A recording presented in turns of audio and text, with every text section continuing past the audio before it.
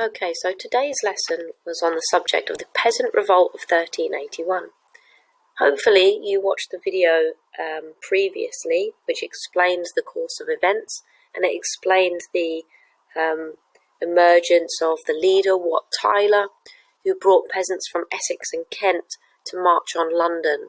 They marched on London, killed the king's treasurer, and a few other of the king's councillors, and eventually the king, who was just 14, Richard II, ended up going out to meet them outside the gates of London.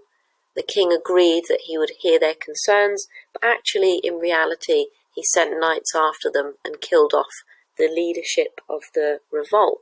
So, what does this all mean? Let's have a little look at how this impacts on the feudal system. When you studied the Black Death, you were probably aware that huge numbers of people died, the barons, many of the knights, but also millions of peasants. 6 million people died as a result of the Black Death, and the Black Death was just 40 years before the Peasants' Revolt. So how do these two things link together? Well, as you can see down the bottom of the feudal system, with fewer peasants working on the land and making things for the knights and for the barons and helping to keep the country running, with fewer peasants, kind of means it's harder to get things done. So that makes the peasants a little bit more valuable in society. And this gave them confidence. It gave them the opportunity to start demanding better rights for themselves. So when knights and barons tried to introduce what was called a poll tax, the peasants didn't feel at all uncomfortable with fighting against that. And 40 years after the Black Death, the peasants start demanding better rights. And this was what the Peasants' Revolt was. Well, what is the result of the Peasants' Revolt?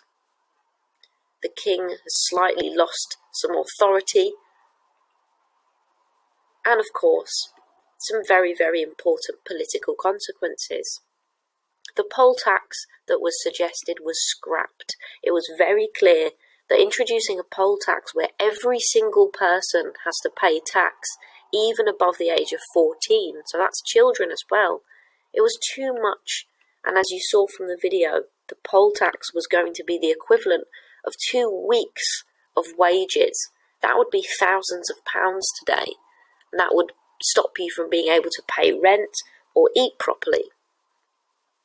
So the poll tax was scrapped.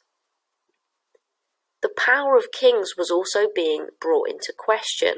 If it was so easy for peasants to question the power of the king, and for the king to have to march outside of London and meet them, well, it kind of suggests that the king perhaps isn't appointed by God, and they can easily make very, very bad mistakes. So the power of kings is being called into question for the first time. People start thinking, are these kings really appointed by God? And then, of course, the rights of the people. Very famously, Wat Tyler and John Ball, the two people who were leading the Peasants' Revolt, wanted all men to be created equal. They knew that this was in the Bible as well. So for the first time, they start demanding better rights for peasants and to be treated equally. In the same way that barons and knights don't get thrown into prison for no reason, peasants should be treated the same. So this is really the start of giant political changes in English history, where we have for the first time people asking for a more democratic society where people are treated better and treated equally. So this is a really exciting moment in the development of our country.